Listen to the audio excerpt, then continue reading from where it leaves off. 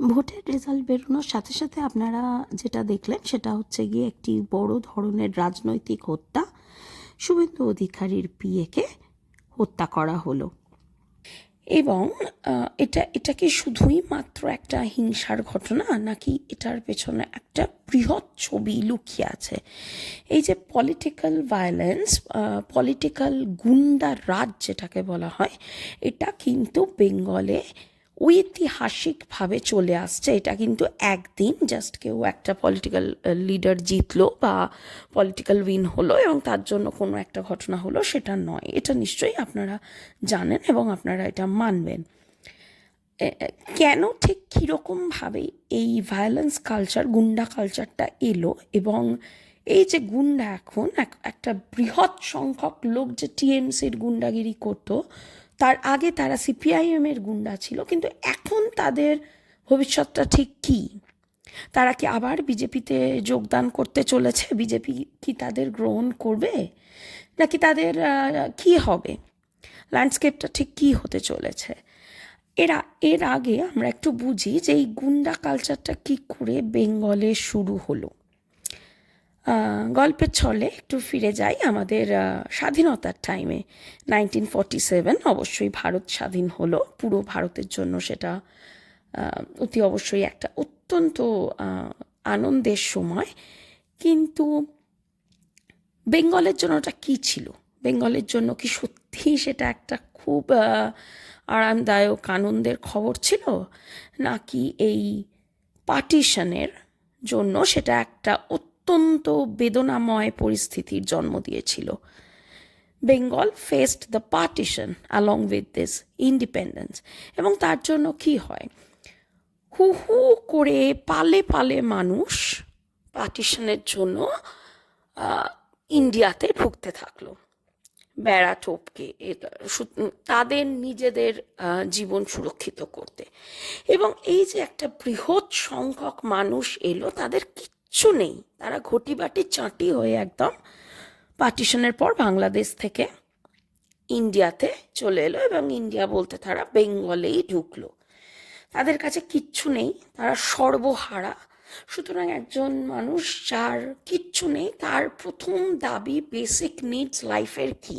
তার একটা জমি চাই বা বাড়ি ঘর চাই থাকার জন্য, তার খাদ্য চাই, এবং তার একটা আইডেন্টিটি চাই যে সে এই অমুক দেশের নাগরিক। এই অবস্থায় অবশ্যই তাদের এই দাবিগুলো পূরণের জন্য, এই বেসিক নিডসগুলো পূরণের জন্য একমাত্র পলিটিক্যাল পার্টি সেটা সাহায্য করতে পারে। সুতরাং তারা পলিটিক্যাল পার্টির দ্বারস্থ হলো। পলিটিক্যাল পার্টি তখন ঠিক কি, দুটো পার্টি বেঙ্গলে, ইটস কংগ্রেস এবং সিপিআইএম, দ্যাট ইজ বামপন্থীরা। তো এই পলিটিক্যাল পার্টিগুলো ভাবলো, again it's a strategic move, যে এই মানুষগুলোর এদের চাহিদা তো খুব বেশি কিছু নেই, খুব বেসিক। এদেরকে যদি সাহায্য করা যায়, এদের পাশে যদি দাঁড়ানো যায়, তাহলে এদের ফুল সাপোর্টটা তাদের পলিটিক্যাল গ্রাউন্ডে অনেক হেল্প করবে তাদের পাওয়ার অ্যাকোয়ার করতে ইন ফিউচার। সুতরাং সেটাই হলো, এদেরকে সুবিধা দিয়ে আলটিমেটলি সিপিআইএম ক্ষমতায় এলো। এবং কোনো রাজনৈতিক দলই মানুষকে সুবিধা কিন্তু এমনি এমনি দিতে চায় না। এটা কোনো, আমি আগেও বলেছি, পলিটিক্সটা কোনো জনসেবা নয়। তারা যখন কোনো সুবিধা দিচ্ছে, অবশ্যই তারা তার বিনিময়ে কিছু চায়, এবং এই সর্বহারা মানুষগুলোকে এক্সপ্লয়েট করার এর থেকে ভালো সুযোগ আর কিছু হতে পারে না। এটা সিপিআইএমরা বুঝেছিল, এবং তারা সেই অনুযায়ী কাজ করে তাদের এই চাহিদা মেটায়, এবং তারা উল্টে তাদের হয়ে সাপোর্ট করে, তাদের পলিটিক্যাল পার্টিকে সাপোর্ট করে, এবং তাদের বিভিন্ন কাজে পার্টি কর্মী হিসেবে যোগদান করেন। এবং সেখান থেকে এটা একটা রাজনৈতিক সংস্কৃতি হয়ে গেছে। সেখান থেকে কিন্তু ক্যাডার ভিত্তিক রাজনীতি বা ক্যাডার বেস্ট কালচার, যে বেঙ্গলের পলিটিক্যাল কালচার, সেটার জন্ম হলো। এবং ঠিক এই কারণের জন্যই বেঙ্গলের পলিটিক্যাল সিনারিওটা বা যেরকমভাবে রাজনীতি হয় সেটা কিন্তু ভারতের অন্য অন্য জায়গার থেকে অনেকটা আলাদা। এখানে দলের কর্মী একটা বিশাল জিনিস, এবং তারা কোনো সাধারণ কর্মী না, তারা বেসিক্যালি আর কি গোদা বাংলায় বলতে গেলে তারা গুন্ডা। এবং তারা বিভিন্ন জায়গায় যেখানে যেখানে প্রয়োজন হবে, সোজা কথায় যদি কাজ না হয়, তারা গুন্ডাবাজি করে সেই কাজ হাসিল করবেন। এবং এই কর্মী বা সোজা কথায় বললে গুন্ডা, এদের কাজটা কি? এরা সব জায়গাতে থাকে, বাজারে, দোকানে, স্কুলে, কলেজে, ক্লাবে, দুর্গাপুজোর কমিটিতে, ফুটবলের মাঠে, যেখানে এদের কথা মতো কিছু করা হবে না, ওরা সেখানেই গুন্ডাবাজি দেখাতে থাকবে, কবজির জোরে জিনিস হাসিল করতে থাকবে, এবং সর্বস্তরে সব কিছু তাদের পার্টির ফেভারে, পার্টির অনুযায়ী চলবে, এটা দেখাই তাদের প্রধান কাজ।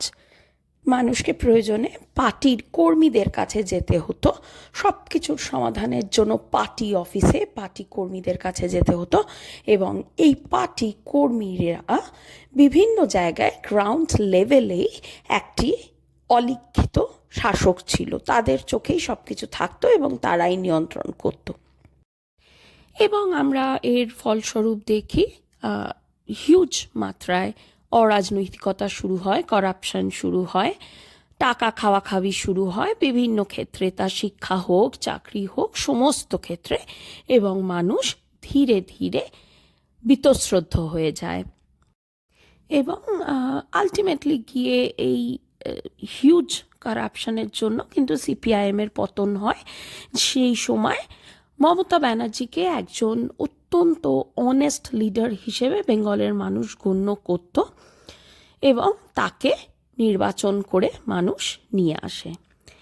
এবার খুব হাস্যকর গল্পটা হলো অন্য জায়গায়। মানুষ ভেবেছিল মমতা ব্যানার্জিকে নিয়ে এলে এই যে গুন্ডারাজ, এই এত কারাপশন, সেটার থেকে বেঙ্গল মুক্তি পাবে মমতা ব্যানার্জির হাত ধরে। কিন্তু চমকপ্রদভাবে সেটি একেবারেই হলো না।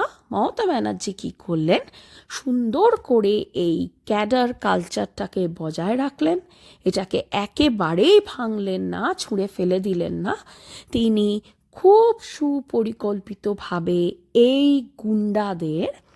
এদের গুন্ডার রাজকে ইনি নিজের দলে স্থান দিলেন এবং নিজের দলে টেনে নিয়ে এলেন। এবং তার ফলস্বরূপ কি হলো? আলটিমেটলি কিছুই চেঞ্জ হলো না।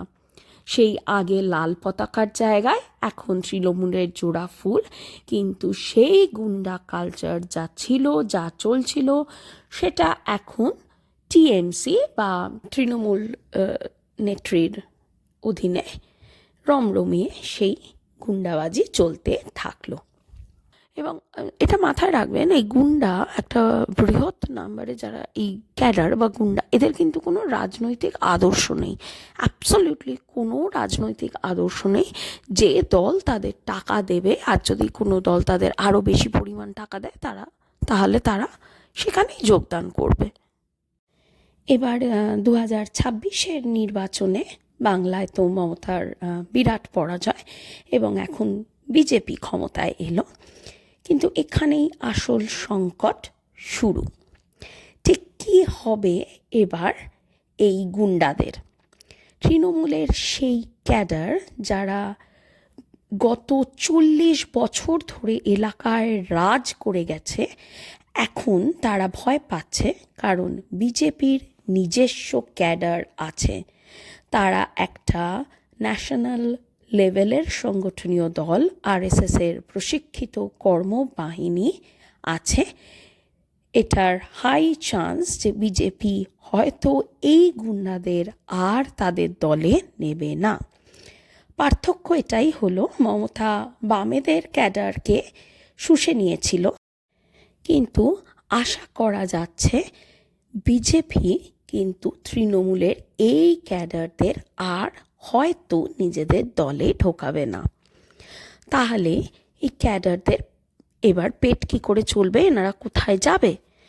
তাদের হাতে আছে ক্লাবের নিয়ন্ত্রণ, পুজো কমিটির নিয়ন্ত্রণ, সরকারি স্কিমের নিয়ন্ত্রণ, এই সব হারানোর ভয় আছে তাদের মনে। এবং এই ভয়ের কারণে কিন্তু আগামী দিনে মারাত্মক হিংসা নামতে চলেছে সোসাইটিতে, ভায়োলেন্স আরও বাড়তে চলেছে আশঙ্কা করা যেতে পারে। শুভেন্দু অধিকারীর পিয়ের হত্যা এটাই সেই হিংসার প্রথম ঢেউ বলে আমরা ধরতে পারি।